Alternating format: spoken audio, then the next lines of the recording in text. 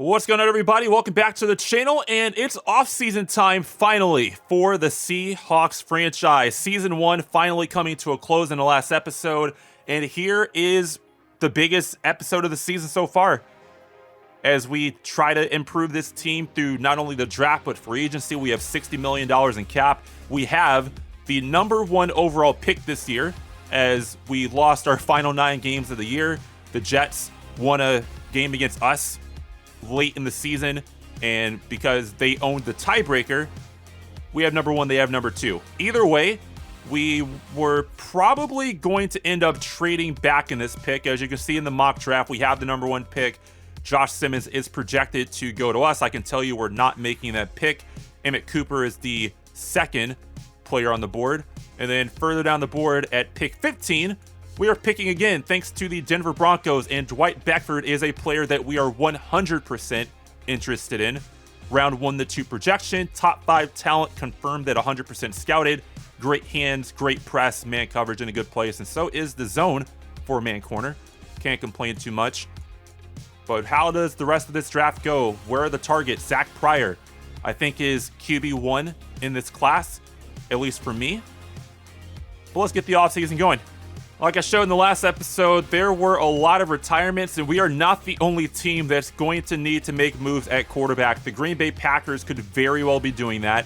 Tom Brady has retired as well. Joe Flacco, we're not really worried about that. But with all these retirements, the competition for key players is definitely a bit higher than I thought it was going to be. Julio Jones is gone. Tom Brady, we already talked about.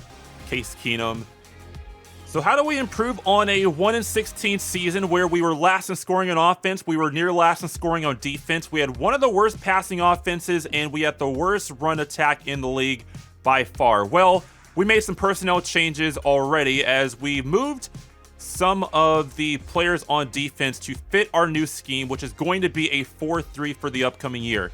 I have not moved the middle linebackers over, like Barton, McKinney, and Brooks are all in the middle. These other guys will get moved at some point, the outside linebackers, when we get that figured out. But the defense is moving to a 4-3. Josh Allen will still likely be our leading pass rusher next year.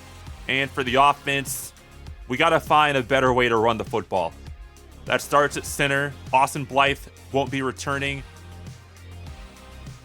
We could potentially be looking at a new running back because Kenneth Walker didn't really impress much. Receiving core needs upgrades. Quarterback needs upgrades. Noah Fant could be traded. So finding a tight end could also be something we do this offseason, but we got a lot of holes to fill. So we have 24 players needing new contracts. We have $60 million in cap room, and there aren't many players here that I consider must re-signs. Cody Barton is one of them. I would like to move him to outside linebacker. Travis Homer would not be one. And you also have to factor in players that have re-sign interest, and not a lot of them do. So that's a bigger concern for us right now. Justin Coleman has high re-sign interest, but he's 30 years old, and I just don't have interest. Jason Myers is 32, missed a lot of field goals this year, just doesn't have the leg, and we'll be moving on from him. I guess the other player to talk about would be Cody Barton, who only wants a 3-year deal, and at, what is this, 3 years, $5.4 million. This is not a horrible contract, and I'm willing to give him the neutral offer really quick, and he's going to resign. That was pretty simple. I'm actually really interested to see where Drew Lock ends up next year. Maybe we would bring him back as a backup, but I'm not really sure if that's in the cards for right now. But we're going to head into next week and begin the offseason as we get our first look at free agency, also get the combine results for our players. And let's start with free agency, as we have $57 million. And the top player on the board this year is Derwin James, who actually is quite interested. Seattle's got a big market, warm weather state. It can be cold in Seattle. And then a head coach historic record. Well, we only won 1 game with Brent Brown in his first year, so I don't know if that's possible. But Derwin James at safety, that would free me up from having to draft a safety.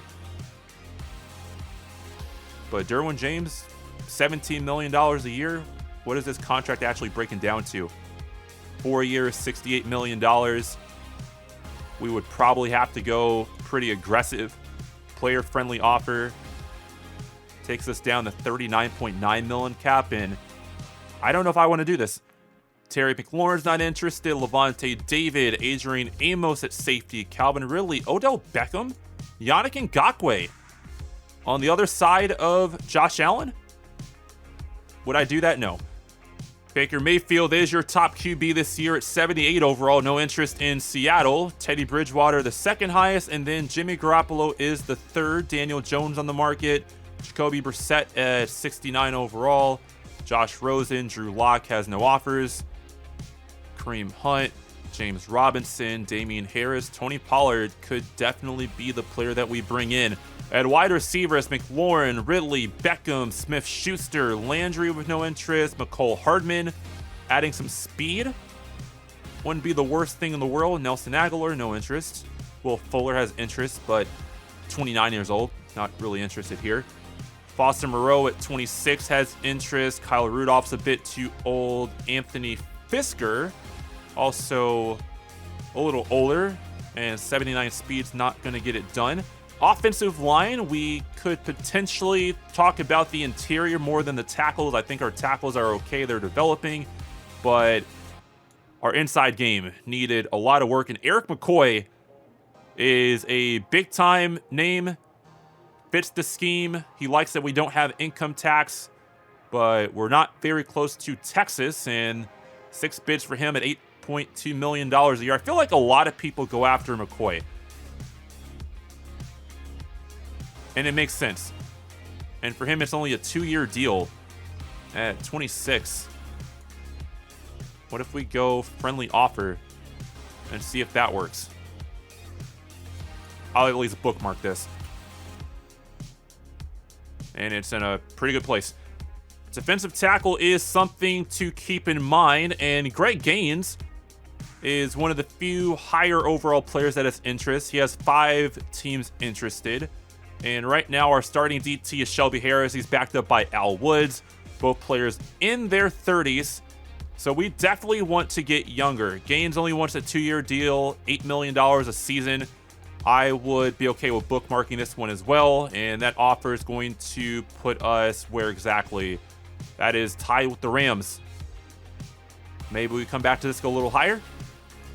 A lot of age here at linebacker, and I don't think we're going to find anyone that can help here. Blake Martinez, 29 years old. I think we're better off addressing linebacker the best way that we can in the draft, and that's pretty much going to be for the outside linebackers as well. What about corners? Jamel Dean wasn't interested. Bryce Callahan's 31. Sean Murphy Bunting is not interested. This would be a really, really nice signing.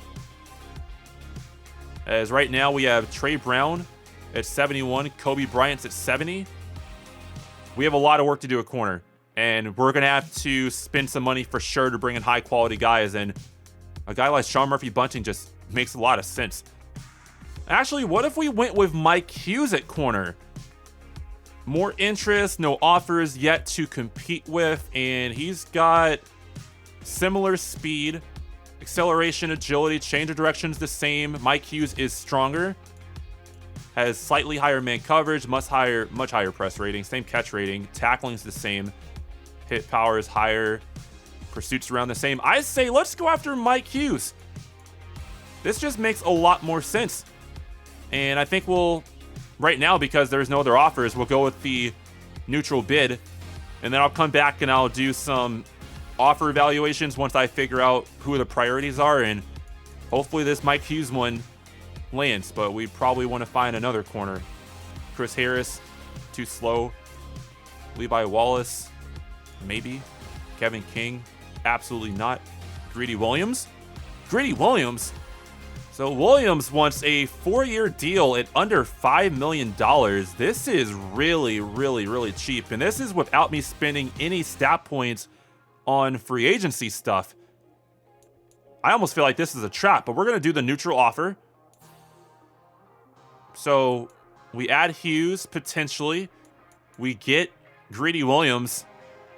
And then we bring in a new corner in the draft in. I think we're good to go. I think our secondary's fixed. Taylor Rapp is just too slow at 84 speed, and the rest of these guys are just a bit too old. Kazie's 30, Nick Scott's 28. I want to get younger in our secondary for sure. Strong safety. I mean, Derwin James is still here, but I'm shocked there's only 3 teams in the bidding for him.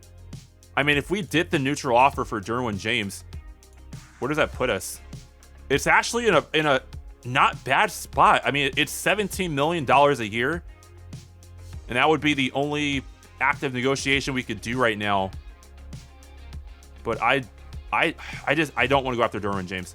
We've also got to look at kickers, and I don't have a good idea of where these kickers are draft-wise. Matt Gay has a pretty strong leg, pretty good accuracy. Jake Elliott's on the market. 96 kick power, 84 kick accuracy. Good awareness rating at 60, or is decent at 60. Probably wouldn't be a huge issue. Jason Myers, just no. We're not bringing him back. Well, speaking of kickers, it's combine result time, so let's go through some of my favorite players really quickly. We'll start with Josh Simmons. He's a scrambler archetype. I didn't think he was very athletic, at least from the first look, and right now the speed is listed as solid, so it was decent to solid before, so 4.74 speed, good change of direction, or it's actually great, acceleration's great, agility's great, so he's got some wheels. 4.74 isn't what I would call scrambler speed, but is Simmons worth that #1 pick? I still don't know. And I don't know if I want to spend a focus scouting session on him. James Marks was listed as a pocket passer QB based on his trait. And his speed is, well, he ran a 4.76. So yeah, Simmons wasn't really that fast. And the speed for Marks was decent. But he has elite throw power. So, yeah, his arm is strong. He's got, I think, the best accuracy in the class. A was deep. Throw under pressure is an A. Short's a B. Medium could be A to C right now. He's only at 50%. We don't know. I don't think I'm going to spin a focus scout session on him. Zach Pryor was the guy that I think is the fastest. And, yeah, he ran 4.43. First in the 40, first in the vert, second in the broad jump, second in 3-cone, second in 20-yard shuttle. Elite speed, elite jumping, great acceleration and agility, and change of direction. Throw power is only a good. So not the strongest arm, but I think we know enough. Well, we probably don't know enough. I would probably want to spin a focus scout session on him too. We're already targeting 2 corners in free agency, but Dwight Beckford might be the real deal. And 4.35 is pretty good. So the speed is elite. The agility is elite. Acceleration's only solid. Change of direction's good. Jumping's good. Strength is good. I think Dwight Beckford is worth that first-round pick. 6'3" with the coverage ability and the ball skills with A catching and A press. I think Dwight Beckford's a pretty safe bet, especially already being top 5 confirmed. I had a lot of concerns about these other corners, but McFadden jumped up the board 6 spots for a reason. Only 6 even. 198, 22 years old, and he ran 4.29, so he's even faster than Dwight Beckford. Elite speed, great acceleration, solid agility, solid change of direction, so not as agile, and we don't quite have his key ratings nailed down yet, but he has good hands at B, presses a B, but that range for zone coverage is concerning. Let's hope the man coverage with him being a man archetype is on the B side, but you don't know, and I don't think if we get the corners in free agency, I'm only taking 1 corner. But if I need to take 2 in the draft, I'll take 2. Justice Shelby is a 2nd to 3rd round corner. I considered moving to safety. He's 6'1", he's zone archetype, he's got good hands, good zone coverage. Man coverage is a C. He ran 4.47, which isn't the worst for a safety. I'd probably give him like low 90 speed. So that's also something to keep in mind, but I do want to take a look at the other safeties as Shelby has F injury. Nolan Watkins moving up 10 spots and Adrian Hill moving up 13. Neither of these guys I have interest in, and I'm actually going to unfavorite Adrian Hill because at 100%, yeah, you're a round 1 to 2 projection, but both of these guys are zone safeties that don't have very good zone coverage. I am much more interested in Gerard Taylor, who I know is a round 2 to 3, but has round 1 to 2 talent. And he's got B hit power, B man, B tackle, C zone. So he's 5'11". He ran 4.53, which is solid. So it's like average speed. So he's probably going to be in like the high 80s, maybe low 90s if we're lucky. But I mean, you don't really need like high 90s speed at safety. It's nice to have, but Taylor's 100% scouted. Injury's a B, so I would take him over. I forgot the other corner's name already that I consider moving. A lot of 95%ers at strong safety, and we don't have a quite clear picture on these guys. Alex Sprinkle, the top projected strong safety, ran 4.53. So again, speed solid. Nothing really overly athletic here. Block shed's a B. Injury is going to be decent regardless if it's a B or C, so not really a lot of injury concern for him. A finesse move for a safety is kind of interesting, but that's probably going to be like 60 finesse. It won't be in the 80s or anything. I don't think we're taking a linebacker in the first round, but we have talked about Jonathan Guerrero quite a bit. A zone coverage, B tackling, C block shed does need work, but he's a pass coverage archetype with great size at 6'3", 240, and he ran 4.42. So the top 40 in this class, it's listed as elite. Agility is great. Change of direction is great. Acceleration is good. Strength is solid. Not a lot of holes here for Jonathan Guerrero. I mean, A man, A zone, A awareness, B tackling, hit power is a B. Catching is going to be pretty decent. Injury rating is not going to be bad either. I think Guerrero's a lock in for this draft too. I want to go back to the offensive line. Tackle's not really a big priority, and the tackles in this class really weren't that great. We had a few options at guard, and some of these guys will definitely have to be focus players. Jacob Gentry is a pass protector archetype with A pass and A impact, potentially A awareness, and he could have pretty good run block. He had solid strength. So 33 reps on the bench. Speed was okay. We are looking for a new center.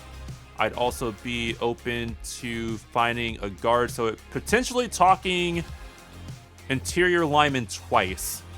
And Gentry, I need to know more.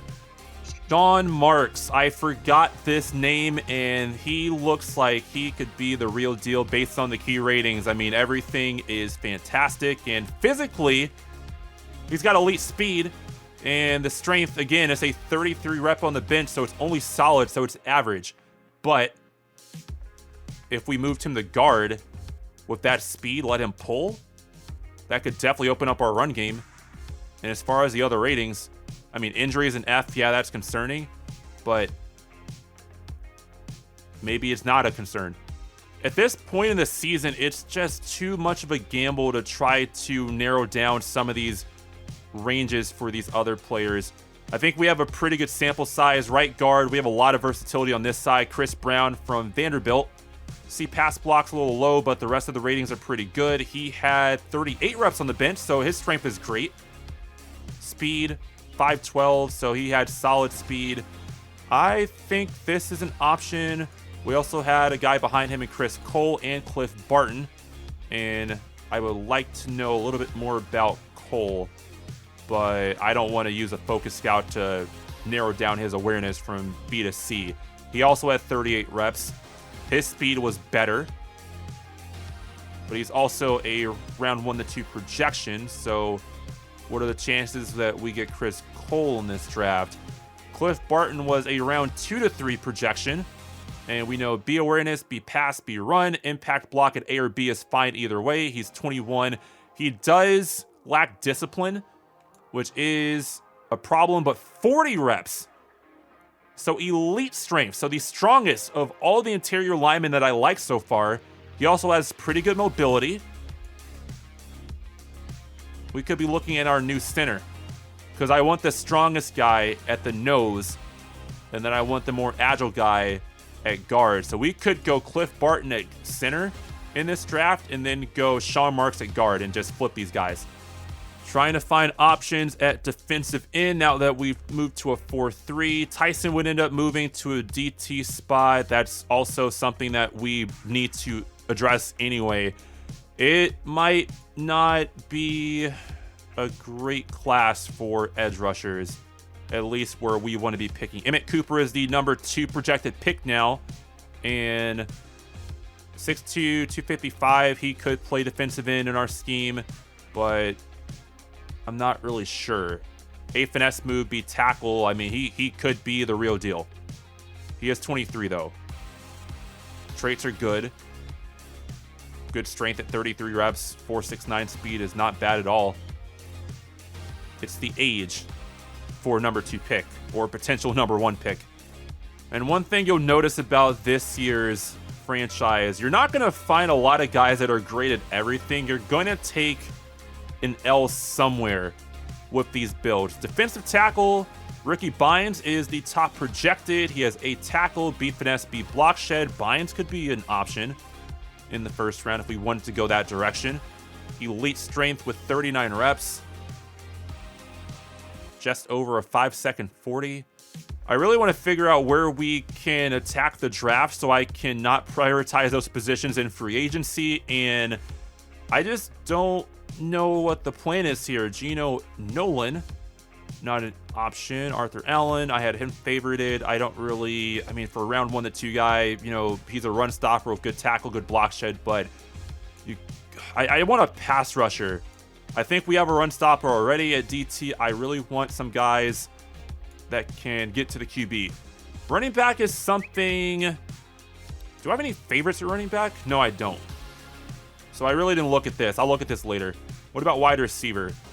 I have a few favorites here, and it's only 3 players. Manu Cortez, who has F catching. Get off my board. Rashard Taylor. I think this was the speedster out of Virginia Tech with A deep route running, B catching traffic, B catching, and C release. 4.24. Elite acceleration, agility, speed. Oh my goodness. Rashard Taylor. But the medium route running is an F. Spec catch is a C. Short route running is a D. So he's really only a deep route specialist. But with that kind of speed, I mean, it would be DK on the outside, Taylor on the outside, and then Lockett in the slot, and then, you know, Freddie Swain potentially the number 4 receiver. Any tight ends that are interesting? Steve Howard, A catching, C deep route running. Is Howard an athlete? 6'6", 4.64 speed. So he's got great speed. So tight end number 2 potential, maybe. Anybody else with upside? Reed Dawson at A catching traffic. 22 at 6'4", 270. He had elite strength and good speed. Chris Levi, A catching traffic, B deep route running. For possession archetype, he's 6'5", 260. He ran 4.69, so great speed, good strength. I think we've got some options at tight end for sure. So we'll mark Levi, we'll mark Dawson, and we'll mark Howard for now. I want to give Kenneth Walker a chance to be running back 1 again next year, but in case that doesn't work, Tony Pollard is a really, really good option. And with no offers on the board right now, I don't want to go 5 years. What is the team friendly? It's a 4-year deal. Let's give him the neutral offer, but let's make it a 3-year. So the salary of a 5-year, but we'll drop the years a bit. And now we've got 5 negotiations, and we've got to start evaluating. So we've got 5 players to negotiate with. I think one of my biggest priorities right now would be trying to get Greedy Williams. So we'll evaluate this offer. And we got Mike Hughes. Wait, no. Who do we get? Oh, we got Pollard, Williams, and Gaines. So right now, we're still in the lead for Mike Hughes. So who got signed where in evaluation stage 1? Derwin James going to the Eagles. Adrian Amos back to Green Bay. Jamel Dean to the Falcons. Jadeveon Clowney. Alexander Johnson. Eric McCoy going to the Dolphins. So I think we've got a pretty good chance at addressing some really nice rookies. I'm not worried about losing some of these players, but we have an option to make some more splashes here. I almost signed a kicker without looking at the rookies. We'll start with Matt Hart from Florida, 5'9", 193. He has B accuracy for kicking. B awareness is really good to start. And he has a great leg with great speed, great strength. Doesn't really matter. He ran the top 40. So if we ever decide to run a fake, hey, he might actually score a touchdown. But Matt Hart looks pretty good. I will favorite him for now. Zach Turner, D accuracy, C, D, C, D, and C. So yeah, the only kicker really right now is Matt Hart.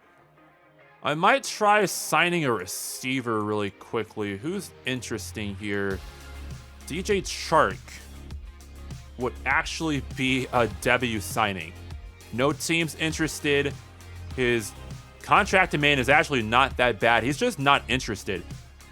We're not a scheme fit. We don't have a franchise QB. We don't have a mentor. Although why is Tyler Lockett not a mentor? And that would really help us kind of shore up this receiving core. I'm interested. 6'4" with speed. Can't argue with that. We need a number 2 tight end. Foster Moreau could be that guy. Normal dev at 74 overall. He's got 83 speed, 81 catching. I mean, we barely get our tight end involved anyway. But in case there is an injury, and I do plan on drafting a tight end, I think just adding an additional guy makes sense here. I don't want to go for the big guys that aren't interested, that have offers, although Austin Hooper, probably not. We'll go Foster Moreau. He's got interest. We'll just throw out a 2-year deal with the neutral salary and signing bonus and see if that sticks. Actually, now that I think about it, DJ Chark, as much as I want to make this offer, like a 3-year deal for Chark when we have Lockett and Metcalf under contract for such a long time and we're bringing in a rookie potentially in Taylor, it just makes our receiver room a little too crowded unless I want to take a cap hit and maybe move Lockett. I'm not sure if this penalty release number is for this year or next year. Like, technically, if we released him now, it would count against this year's cap. So I think this is not something that I would worry about until next year. But if you think about it, like, we would have Lockett, Metcalf, and then Chark, and then a rookie. Like, that's a lot of receivers we're paying money to, and we still don't know who our quarterback is. I think it's going to be Zach Pryor, but I'm not sure. Actually, you know what? I don't think that we're in a rush to really sign anybody right now. I think what we'll do is we'll let this roll to next week. Dallas, Miami might try to close the gap on Mike Hughes. I think we're going to be okay. Let's try to head to next week. See what happens in stage 2. Mock draft 4 is out. We'll see what updates. Okay, we got Mike Hughes. We somehow got DJ Chark. We got Foster Moreau. Randall Cobb is still deciding. And you know what? I'm actually going to withdraw this offer because Randall Cobb's 33. He's going to be there when free agency rolls around. So if you think about what we just did, I think the potential for this offense to be really explosive this year just skyrocketed. So right now, I mean, Easton's our starting QB. That's likely not going to stand. But we have Tyler Lockett, DK Metcalf, who's no longer a superstar X Factor, by the way. He did lose X Factor Dev. I don't think I brought this up in the last episode. So his below average year, barely made 1,000 yards, almost had, I think he had double-digit scoring. Didn't he? What did he do this year? 8 touchdowns, 1,000 yards. I mean, it was better than last year. Josh Allen also moved up from star to superstar, so that's great news for us. But our defense also got a lot better, but we still have a lot of holes to fill. So great gains at defensive tackle. I want to find another DT to bring in, but our corner situation just got a lot better. Dwight Beckford's going to make it better. I need to figure out the linebacking core. Barton's going to move to either left or right outside. I don't know where his scheme fit would be. And then, of course, strong safety. which we're probably going to address in the draft. So off to a pretty good start. I would say that we probably want to find another edge rusher. And Wusu, Dwight Taylor, maybe they get the job done again this year. Checking the Pro Day results for Rashard Taylor, and the numbers hold up, if not got a little bit better. 4.24 speed, the 20-yard shuttle down by just a hair, and the 3-cone down by just a hair. The vertical jump went down a little bit, but for the most part, Taylor looks like he's going to be a speed demon. So our receiving core, I mean, Taylor, well, now that I think about it, Taylor would probably be the 4, unless I have a reason to play him. But Chark's got speed and size. Metcalf has speed and size. Lockett, you know, potentially a trade target, but I don't know. I really hope he unlocks the mentor role now that he's 30. It just doesn't make sense that he doesn't have it right now. We've got some movement with the mock draft. Simmons still projected first, but Jason Day moves up 3 spots. Sheldon stays. Bynes stays at 4. Spencer Bryant moves up 17. Cooper fell 4. Anything I need to be concerned about? We're now projected to take Cliff Barton, which I plan on doing, but much later. Dwight Beckford falls to 19, so we get a little wiggle room there. And Zach Pryor is still a late first rounder, so we've got some options. I still can't make up my mind on quarterback. It's talent versus traits. Pryor has the traits, but the talent day one won't be as good as these guys, but these guys had traits I don't like. And I don't know if I even want to bother burning a scouting session on a quarterback next week. Do I need to? I'm going to go with my gut. I'm going traits. Although, I mean, I could burn Simmons and Pryor just to see. I don't really like Simmons, though. I might have just found another undrafted steal. Rick Young, defensive tackle out of Kansas. B block shed, B tackle, C power move, potentially A to C finesse. And even if it's a C, that's still really good for an undrafted guy. He had 39 reps on the bench. Good enough speed. And he's literally the lowest rated defensive tackle and really one of the only guys that stands out in this list. A lot of C's here, a lot of F's. But Rick Young might be a steal late. We only have 1 6th-round pick. Speaking of running backs, I would like to add a third one, preferably a power back, maybe later in the draft. We have Pollard, we have Walker, and I think that a guy like Walt Curry could be exactly what we're looking for, although 2nd to 3rd round is a little too early. But Curry at 5'10", 221, A vision, A break tackle, A carry rating. Traits looked pretty good. Speed was okay, 4.47, so probably, you know, low 90, high 80 speed, but the strength rating is really important. B trucking to go with that, and maybe a little injury concern, but he's going to have at least above average awareness, maybe average at C. Josh McLeod from Boise is a 3rd to 4th round projection with B vision. I don't know much else about him, though, at 50%. He had great strength as well, solid speed, so he ran 4.5. Change of direction was a little low. And A trucking for him, so slightly better trucking. I feel like this happens every offseason at this stage. Like, I get so far into the year, I've already done a really good job scouting based on the strength of the class, and I know what to avoid. And I just don't think that there's a lot left to go over. You know, defensive end, do we try to find someone with a little more size? Sure, but, you know, we're not taking Emmett Cooper in the 1st round.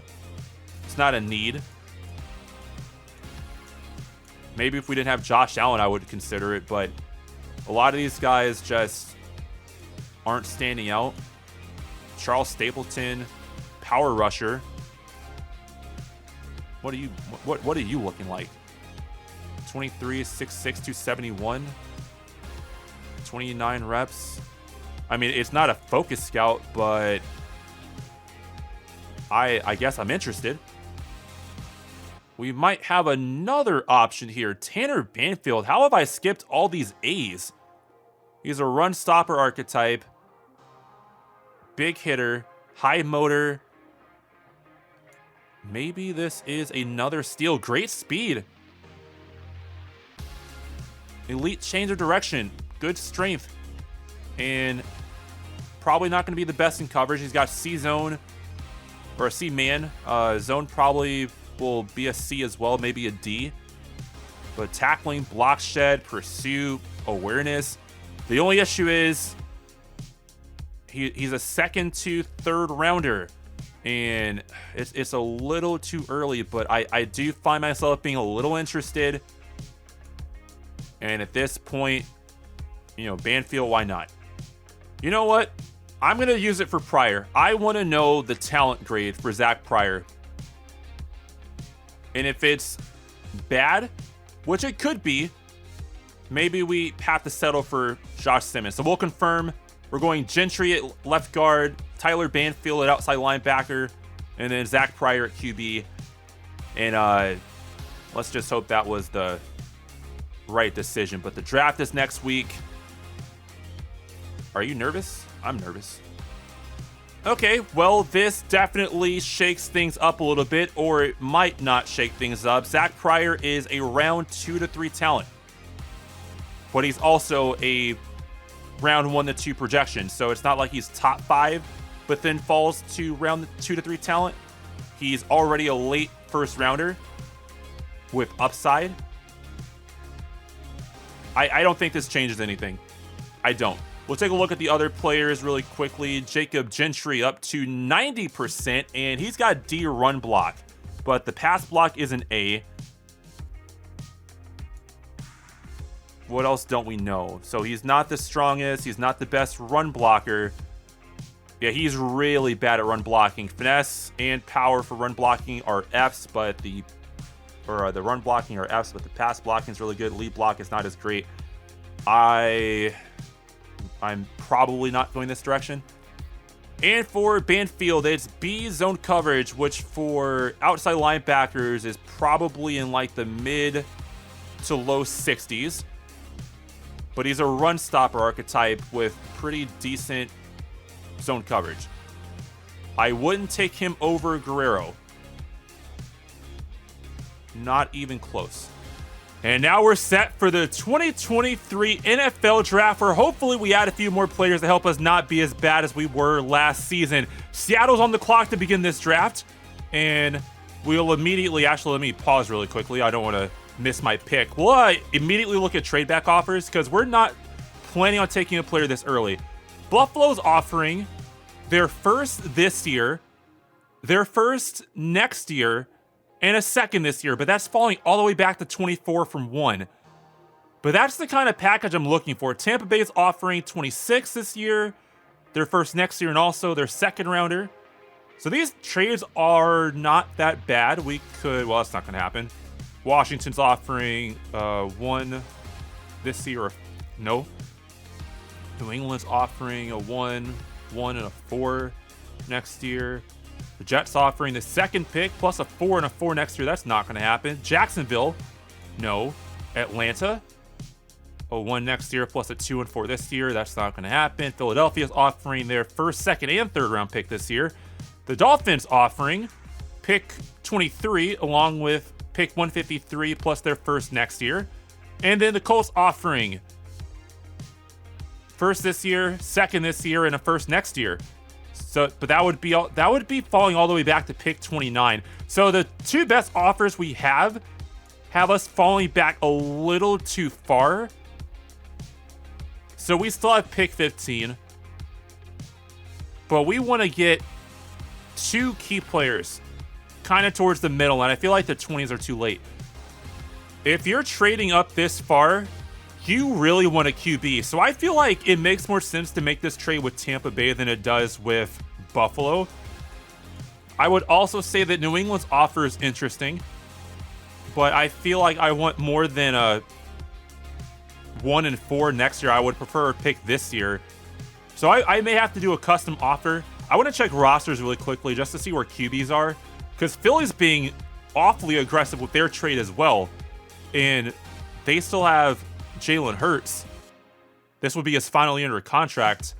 So the Buccaneers just signed Jacoby Brissett in free agency. He's their starter. Matt Barkley, the backup right now. If we move a bit further down the board, the Eagles still have Jalen Hurts entering his final year under contract. And then our last team that was offering was the Patriots. They still have Mac Jones. And Jones has that day one starter franchise QB tag. Would not have that in real life. You know what? I think we're going to make this trade with the Bucs. If they want to be super aggressive and get a QB, let's make it happen. But I am going to alter this trade. So we still can't see our projected picks in this menu, which is very frustrating. But we're potentially picking 15th and then 26th if we make this trade with the Bucs, which I think is my favorite. So we would have enough room to get Beckford and Zach Pryor, who's right now at 33. Or at least hopefully. But these other QBs are going to slide. Pryor should not be shooting up the board to a team that needs QB. So we're going to make this trade with the Buccaneers. We'll have an extra first-round pick next year. We're also picking up an additional second, so 5 second-round picks for this draft. And the Patriots on the clock. I'm sorry, not the Patriots. The Buccaneers on the clock will select Josh Simmons, quarterback, New Mexico State. He should be their new starter. Jets up next, taking Jason Day. Outside linebacker, Giant, selecting Joey Sheldon, another outside linebacker. Ricky Bynes goes to Houston. Julius Pierre, outside linebacker, to Washington. Emmett Cooper to the Chargers. Johnny Harris to the Titans. Carolina selecting George Kidd, another pass rusher in the top 10. And there is Andrew Telfer. Chicago's first pick of the draft is addressing the offensive line. Broderick Richard, first guard off the board. Texans with another pick. Falcons go right tackle. And we are getting close to our selection. And we are on the clock as the Jacksonville Jaguars replace DJ Chark with Titus Flynn, the receiver that can't really do much. So this is kind of a no-brainer pick at this point. And it's not Marks. It's not McFadden. It's not Watkins. We're jumping all the way down to pick, or the 14th available player on the board. It is top 5 talent, confirmed corner Dwight Beckford. 6'3" with that speed and the ball skills, with great hands, good coverage to start, great press rating. Not sure if he's going to be in the slot or playing outside because he is top 5 confirmed, but Beckford is the pick, and Dwight Beckford is only normal development,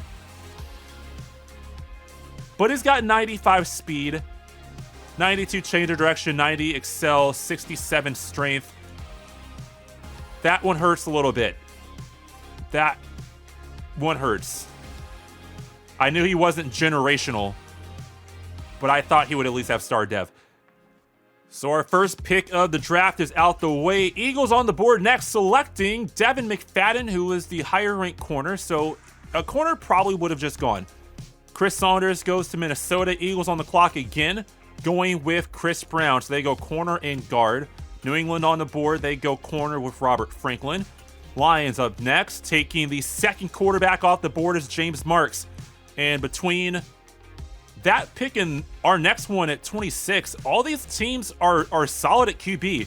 So our plan for this draft definitely worked. Troy Bradley off the board. See his overall. Dolphins up next, selecting TJ Dukes at right tackle. Bills taking Chris Cole at right guard.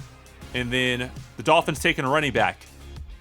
And we are on the clock again. And this one I think is pretty easy to guess. It's not a receiver. It's not a tackle.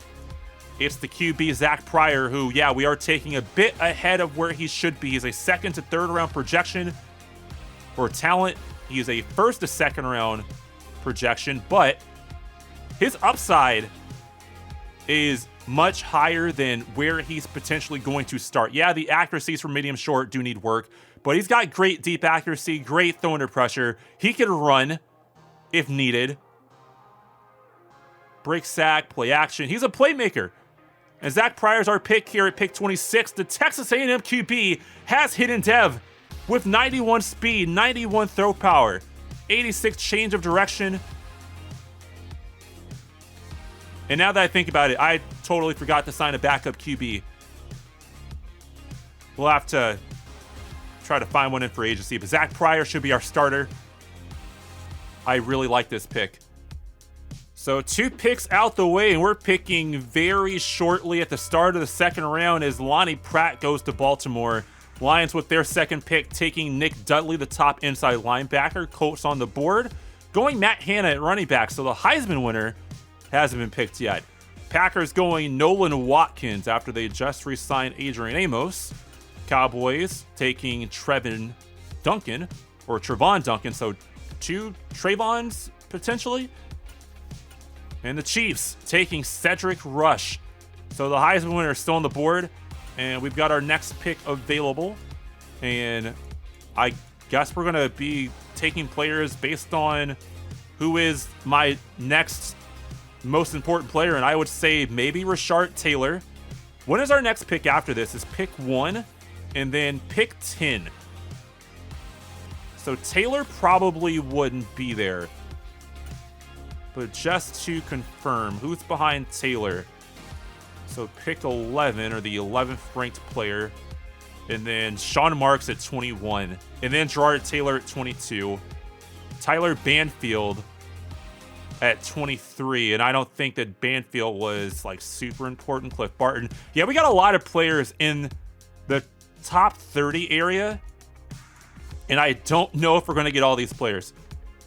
I just think the upside with Rashard Taylor's big playability is too much to miss on. Rashard Taylor is going to be the pick here at the start of the second round. Yes, he has some concerns with his route running in the underneath part of the field, but he has blazing speed at 4.24. He's going to be a really big issue for secondaries, and if we can find a way to just work on the route running, he's going to be a solid receiver. Taylor is the pick. Hidden depth, 99 speed.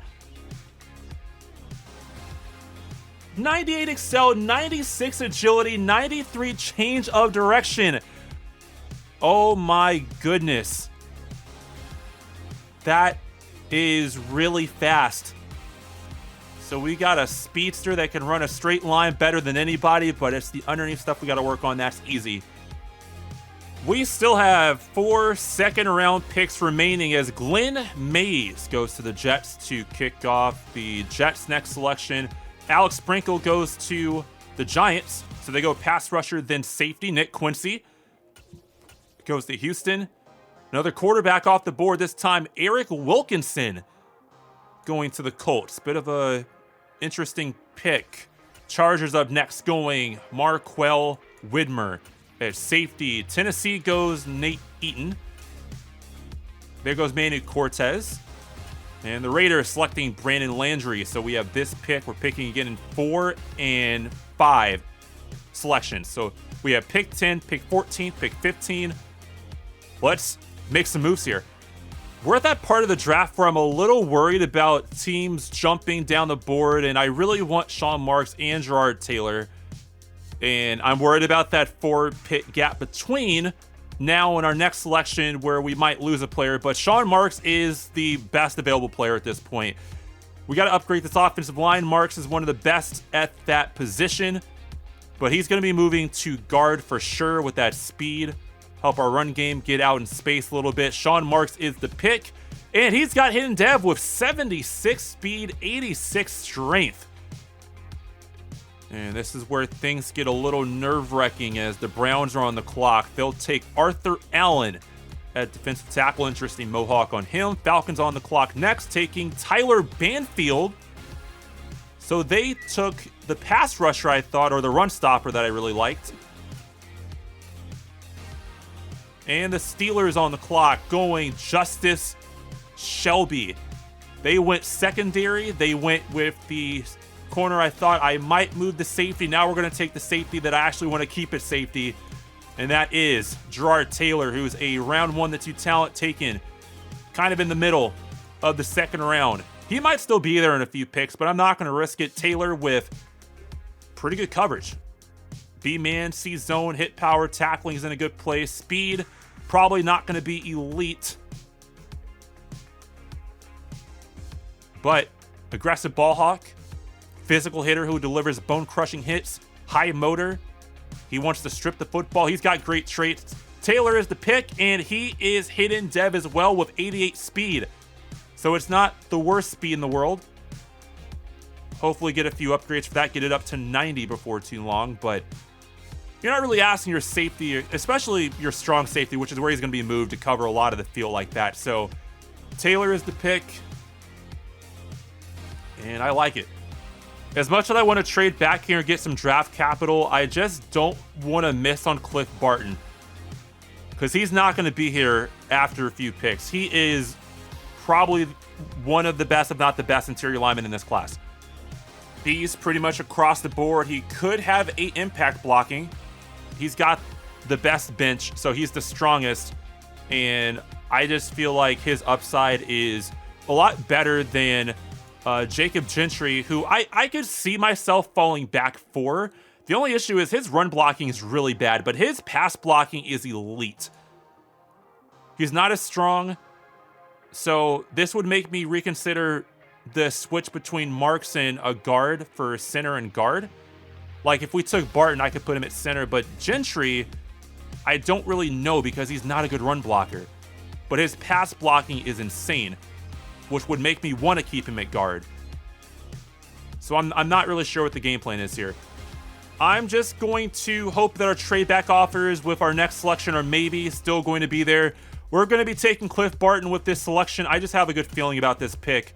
And Barton is only normal development, but has 93 strength, great run and pass blocker. This is our center. Sean Marks will move to guard. I'm pretty okay with this. I'm actually really okay with this. A injury, so no injury concerns for him. I'm okay with this. So we'll see where Jacob Gentry ends up going as Darren Boone goes to the Saints.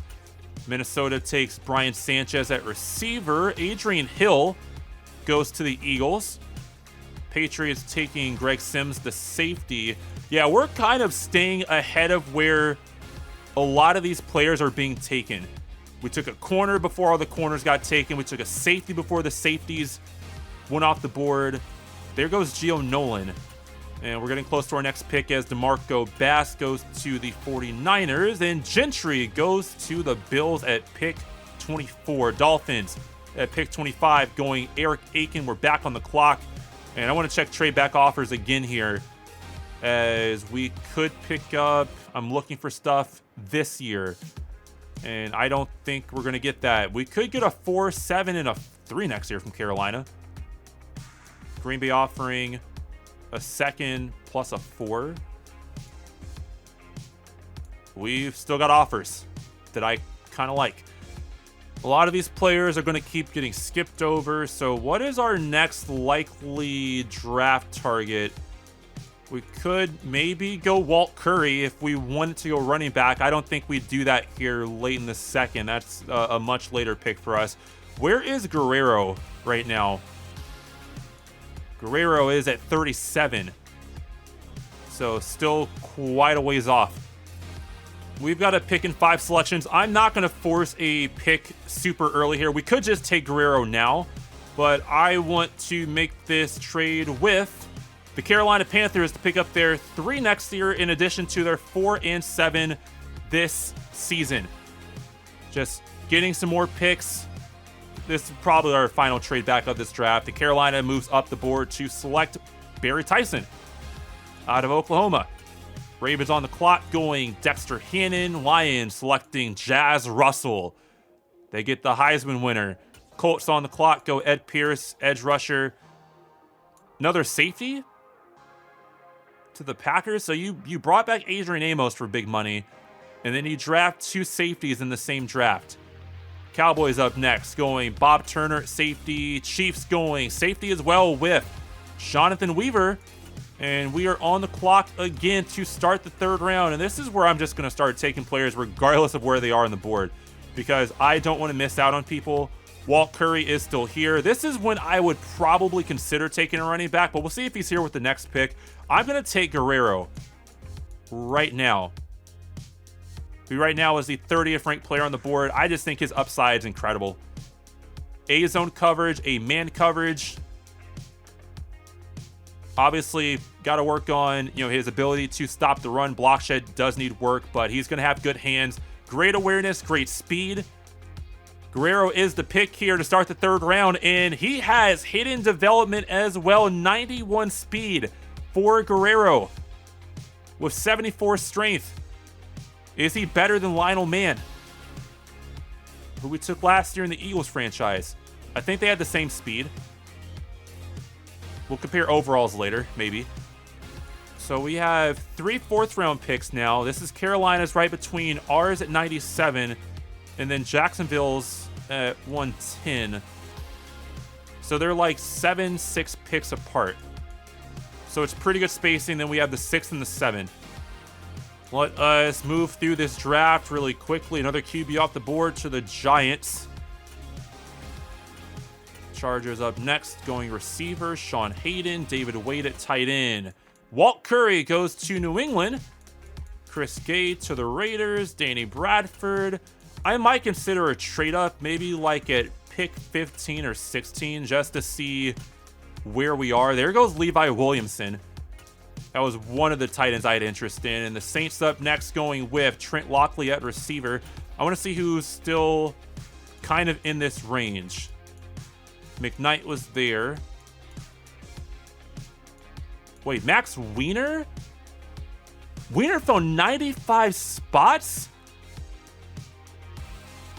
He was a first rounder that fell to the third round. And this is going to be an interesting one because I didn't think he was going to fall, but competition at tackle would be very interesting. Injury concerns, yes, but great awareness, great impact blocking. He was a first-round projection. I don't know if he had a draft story or not, but he's strong. He's got good speed. So there's draft talk about our trade, and then Troy Bradley missing the combine. But there was nothing in here that showed that Max Wiener should have fell. And now I'm considering trading up. Minnesota's already gone tackle. I'm not worried about them taking one, and they're going to go outside linebacker. The Eagles' offensive line is solid. They go defensive end. Dolphins took a right tackle to start the draft. I think that was their first-round pick or one of their first-round picks, and they go corner. So we're at 20. It's the Rams. Bengals would probably go tackle. Maybe Arizona. We'll try trading with the Rams first. Yeah, the Rams do have guard and tackle as some of their top needs, so I think he'd probably end up going in this spot, although I don't know if it would be that big of a concern for them right now. But we are going to try to make this trade with the Rams. We're going to package 2 fourth-rounders, so our most upcoming fourth, and then our late fourth from Jacksonville to try to move up to the third round. And the Rams are going to accept this trade. So we are back on the clock. And we're going to take the right tackle, Max Wiener. And that should give us enough breathing room for hopefully the rest of this draft, as Wiener right now is the 18th player on the board. I just think it's a gamble, sure. But he was a first rounder for a reason. And Wiener has hidden development with 92 strength. Pretty decent speed at 70. And at 6'6", 330. We've not only addressed the offensive line this offseason for Zach Pryor, but we've addressed his skill position players around him. Our defense could probably use a little more help. And we'll see if we have enough draft picks to make that happen. But I'm pretty happy with the way this draft has gone so far. Favorites board right now has 7 players, and a lot of my favorites right now are undrafted. So we're talking Chris Levi, who I think is a steal. And he was probably not undrafted. He was probably like a day 3 player that fell back.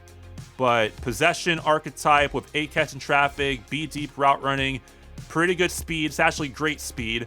And he had great route running, B deep, A medium, A short, A catching traffic. There's just a lot of holes for him. But at this part of the draft, I mean, there's not really much else that I'm interested in. We could go with some of these other, I guess, higher projected guys, but they don't look as solid.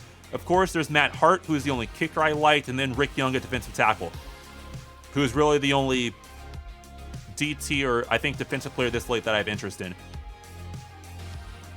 So we're going to take Chris Levi right now. We're going way down the board. Technically, it's day 3. Chris Levi is the pick. Hidden Dev. 83 speed, 73 strength for Levi. He's probably going to be the number 2. So we brought in Foster Moreau. He's probably not going to play much. I just think Chris Levi is too good to pass on. He's too good to pass on. I mean, he was probably going to be a steal regardless. I want to see some of the picks here in the 4th round as Jeremiah Gordon went. I don't know a lot of these day 3 players. Steve Howard off the board, Dontrell Adams, Jacob Caldwell running back, Dudley Neal at receiver, Jaleel Wheeler, Richard Mann off the board. And there goes Josh McLeod to the Philadelphia Eagles. We'll see if we missed on a potential really good power back. So we're on the clock here. Round 6, pick number 1. And we'll check our favorites board very quickly. Matt Hart and Rick Young are the only players still left. And as much as I want to go after Rick Young right now, I think Rick Young is another guy that could be very good. Did he slide down the board at all? He slid 24 spots. He was probably undrafted to begin with. But good block shedding. He's going to have at least decent power and finesse moves starting out. Very strong with 39 reps. But we got to go kicker. We have to get the best available kicker. That is Matt Hart. And Matt Hart is not hidden development, but has 95 power. And I believe he had, B accuracy? Yeah, so I think Matt Hart's going to be really, really good. That head is massive, though. Do I consider trading up for Rick Young just so I don't miss him? We're in that part of the draft where those undrafted guys will go, but I think we're going to miss on him in the 6th round. Oh my goodness, Chargers. All right, so we'll just sim all the way to our next pick in the 7th round. Our board would be empty at this point, and I don't know what I'm doing. Anybody else here that has some key ratings that stand out? Any A's? I'm seeing a lot of C's. I got a B here. A awareness, A pass block for undrafted center J.D. Smith of UCF. He does have F run block, but a good pass blocker. He's not the strongest guy in the world, but good lead block, good awareness. He's just a really, really, really poor run blocker, but let's just draft him. J.D. Smith is the pick, 85 strength. Backup lineman that's got at least one side of blocking that's decent. That is our final pick of the draft. And we will sim all the way to the end as this draft is over. So our offseason is done. We are now an 80 overall offense, 78 overall defense, and we average out at a 78 overall team altogether. Checking the overalls for our rookies, it is Beckford at 77, Pryor at 72, Taylor's a 78, which isn't really surprising with that speed. Sean Mark, 72, I thought he would be higher. Taylor's a 74, Barton is 76, Guerrero 74, Wiener 73, Levi is a 75. Matt Hart 73 and J.D. Smith's a 64. I wish it was Rick Young.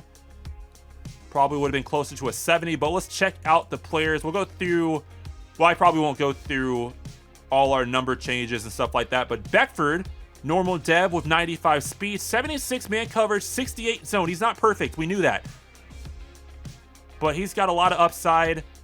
And I think he could be star dev very, very soon. And at 77, he'd be the number 3 in overall. I think he'd play the nickel. Zach Pryor with hidden development. A little down in morale, but he has 91 throw power, would have 77 deep, 74 medium, and 76 short, which is not that bad starting out. So I'm okay with this. Especially when you factor in the running ability with ideal sense of pressure and ideal force pass. Charismatic personality. Good pick. Rashard Taylor. This is going to be a fun player to watch with that speed. 72 short route running, 65 medium, but does have 82 deep, 81 spec, and catching traffic. Kick returning is at 83. Change directions at 93. He's going to be really, really, really shifty. Next player we took was Sean Marks. Only 72, but has hidden dev, and morale has him down to 71. Ratings for him are not bad. 79 run block, it would be 74 pass. Definitely not a perfect player, but I do like Sean Marks quite a bit. We took Gerard Taylor after that. Taylor, 74, no morale loss for him. Hidden dev, 88 speed, 72 zone, 75 man. Good pursuit, good hit power. He does not have big hitter, which is okay. The offensive line got a really nice boost. Cliff Barton's going to be the starting center. And while I do like where he's starting, again, he's not a perfect player. His finesse ratings are not the best, but has very, very good lead block at 88, which might have me keep him. I have to mess around with the offensive line. I might keep, no, he only has 67 speed. I might move him to center and leave him there. 95 injury. He's going to be so good. Just got to work on the finesse ratings. Jonathan Guerrero is going to be fun to watch. 74 overall, good speed, tackling, 70 zone coverage with 63 man. So A is 63. Thought it would be higher. Really good player. Has a lot of traits. Big hitter, swim for some reason. Also has strip ball, high motor. I didn't even notice Winner slipped when we went through the mock draft, but he fell all the way to the 3rd round. And yeah, it's a player that does need work, but again, he's very, very good, and he's going to be competition at right tackle for sure. Charles Cross is safe at left tackle for now. We have another hidden dev offensive lineman who I think has a lot of upside starting opposite of him. Chris Levi, maybe the surprise of the draft, not only with hidden development, but the overall for him is pretty incredible. 73 short, 67 medium, 60 deep. Great hands. This would I would trade Noah Fant as soon as possible and let Chris Levi start, because Noah Fant's only got star dev, so we're not really missing out in development. Why not let Chris Levi develop, especially if Fant's not going to be productive? The head on Matt Hart is ridiculous, but 73 overall kicker, 95 power, 76 accuracy, 58 awareness. Shouldn't have any issues kicking beyond 50, but we need that accuracy to get into the 80s as soon as possible. And then our last pick of the draft was not someone that I plan on taking, but J.D. Smith, 64 overall, normal dev. He'll probably be the slide around backup for, or probably 3rd stringer, if not a practice squatter, but 80 pass block, 85 strength. He's at least doing something right. Good awareness rating. Injury is not really concerning for him. Let's go through some of these other draft picks, starting with the player that the Bucs traded up for. It's Josh Simmons at QB, 23 years old, 75 overall, dealing with some morale issues, down to 73. He's got good throw power. Accuracies for him are actually really good. Very good short, it would be 86. His medium would be a 79, deep would be a 78. He's got 81 speed. So he's got some speed, but he's not like, I wouldn't really call him a scrambling archetype. Improviser, yeah. That's what I would have given him over a scrambler, but hidden dev, and the Bucs have themselves hopefully a franchise QB going forward. Jason Day goes number 2 overall. Sheldon goes number 3. Both players going to New York. And both guys are finesse rushers, if I can remember correctly. Day with 86 speed, 81 finesse. Had Hidden Dev, has very good traits. Behind him, it was Joey Sheldon. Also with Hidden Dev, 76 speed rusher. He's pretty good. We're not going to go through every player in this draft, but Ricky Bynes, only normal development. And he doesn't really do anything that great. I mean, he's got good strength and solid speed for a DT at 72, but his block shed isn't really standing out much. You could go either way with the pass rush moves, but trait-wise, he only has bull rush and swim. Devin McFadden, the other man-to-man corner, was taken behind Dwight Beckford. He's only got normal dev as well. 95 speed, so similar speed. Man coverage a bit lower, zone coverage around the same. James Marks, taken by the Detroit Lions, was a 76 with hidden development as well. So all 3 first-round QBs had hidden dev. Marks with 94 throw power. And yeah, he had the best accuracies of all QBs. The speed for Marks was a 78. He's got an aggressive force pass, average sense of pressure. And I forgot to check the traits for Simmons, but ideal force pass is good, but trigger happy sense of pressure is not. That would have been very frustrating. Lonnie Pratt goes to Baltimore, zone corner at 76 overall with hidden development. So Pratt was pretty good. 77 zone, 64 man. Gets a +3 boost to his press rating. Rashard Taylor, 78 overall, was your top overall player in the draft, followed by Dwight Beckford at 77, and then Cliff Barton at 76. Joey Sheldon also 76, Brandon Landry at 76, Mark 76, Pratt 76. A lot of 75s here, including Chris Levi, who we took. Jacob Gentry was also a 75. I don't know how. He had hidden dev? How is there only a 1 overall difference between him and Barton, and Gentry had F run blocking, and it was a 68? I feel robbed. I mean, yeah, Gentry is a very, very, very good pass blocker. We knew that. But how is there only a 1 overall difference?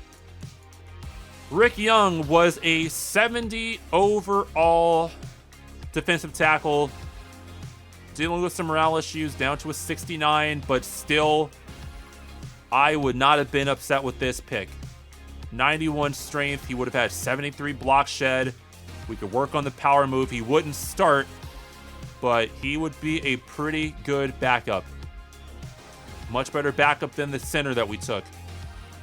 Going through our division opponents, the Arizona Cardinals took Troy Bradley, the pass rusher from Iowa, in the first round, 23 years old, 72 overall with normal development. He's a finesse rusher, obviously, and it's an okay pick. It's not the worst thing in the world. They took Gio Nolan at 72 overall, Justin Cutler, and I would say they had an okay draft behind them. Next division opponent would be San Francisco. They took DeMarco Bass with their second round pick. They didn't have a first this year. And Bass with hidden dev, 73 overall, 84 speed. Not very athletic. Rams went defensive line with their first selection in this draft, which was a second round pick. Michael Holcomb has hidden dev out of Tennessee. And another run stopper. We didn't have a lot of pass rushers this year, or at least pass rushers that had upside. Good traits for Holcomb, but the rest of the Rams draft, I mean, it wasn't horrible. Dudley Neal's a 70. Parker Coleman's a 70 or a 68. It's not a horrible draft, but no one had a draft as good as us. No one. I do not miss on my drafts. I didn't think Taylor was going to be this high overall. I thought he would be like a mid 70, maybe a low 70 that had a lot of upside, but the rest of this draft was obviously very good for us.